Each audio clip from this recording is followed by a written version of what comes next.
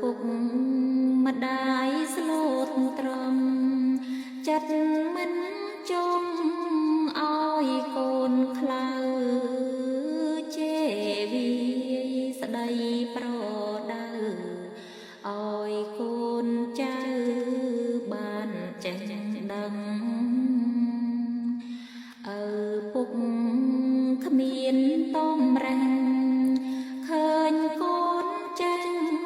មិនដែលខឹងឃើញកូនខំប្រឹងប្រឹងពុកដឹងតែងត្រេកអ